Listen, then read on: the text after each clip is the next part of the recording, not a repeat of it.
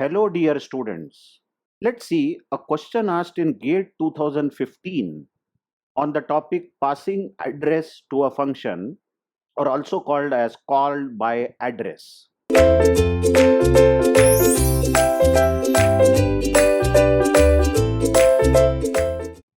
So have a look at this function and the program.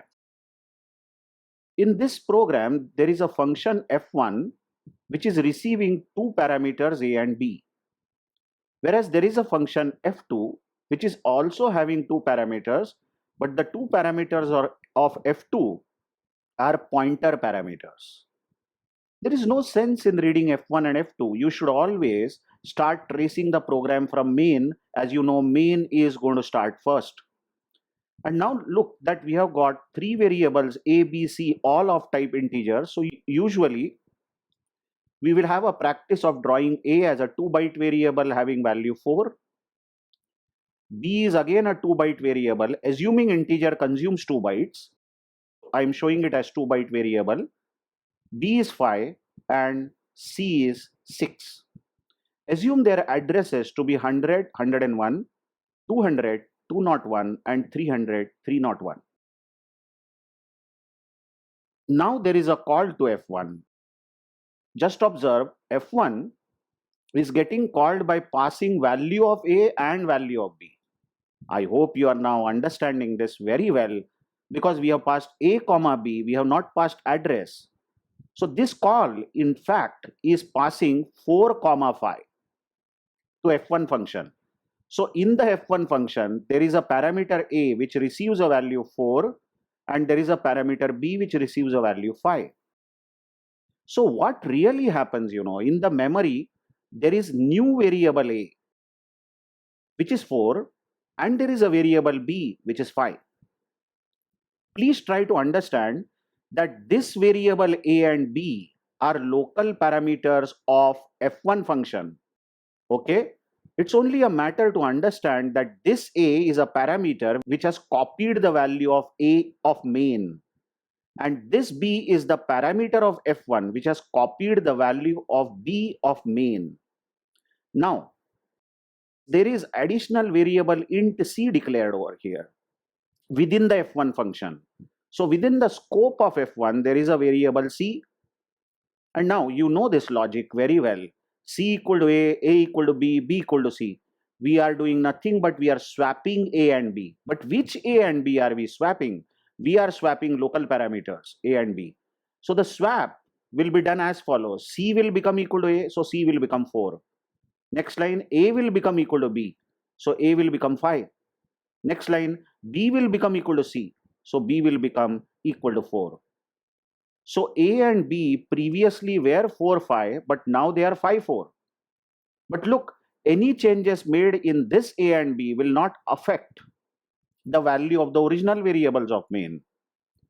And what happens after that lines is that F1 function comes to an end due to this close brace. And you all know that when a function ends, all the local parameters or extra variables that will be declared for F1 are simply deleted. Okay, and we are back in main. But look, there is no change in A, B, C of main. So after this call, A is still 4, B is 5 and C is 6. Okay, now let's go to main and make this call. Now we are calling F2 function by passing address of B and address of C. So obviously address of B will go in the first parameter, that is A, and address of C will go in the second parameter, that is B. So now in the memory, A is a pointer. Be careful. Now A is a pointer. Clearly the pointer has been declared in the parameter. And this pointer A has received the address of B. Address of B is 200. So A stores 200. That means this pointer points to B. And we have another pointer B here due to this parameter. And that parameter has received address of C. Address of C is 300. So B stores 300. It's a pointer which points to C. Now, in this function, there is a variable called C declared. So there is an additional variable c which is not a pointer, which is an integer. Clearly observe c is an integer. And now you know this logic. This is swapping.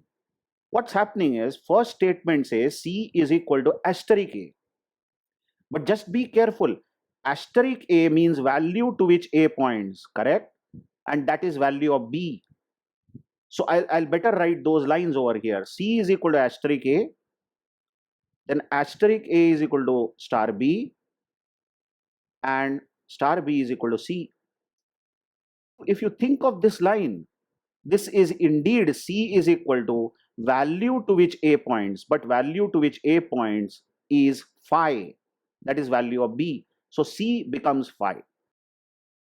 Now this line, the next line, is value to which a points should become equal to value to which b points. That means this value, value to which a points, should change and it should become equal to value to which b points. So this b over here, this variable is going to store 6. Okay. And the next line says value to which b points. Look at this value we are talking about. This value to which b points should become equal to c. And c is the local c that we are talking about. So this value is going to become phi. What we are swapping, please try to understand over here. What we are swapping over here are values to which the pointers are pointing. So we have swapped b and we have swapped c through pointers. And that ends the function over here. Isn't it so? Function is finished. And now when we come back to main, at this printf, when we come back to main, we see that a is still 4, b is 6 and c is 5. Of course, all the additional variables that were declared would be deleted. But see, enough change has been done. Enough change has been done to b and c. Just check this. Now b is 4. It was 5 actually, but b is 6, I'm sorry. B is 6 and c is 5. Isn't it? So what are we printing? Coming back from the function, we are printing c minus a minus b. So c is 5 minus a is 4 minus b is 6. So 5 minus 4, 1. 1 minus 6 would be minus 5. So a is the correct option. That's it for this program. Thank you very much.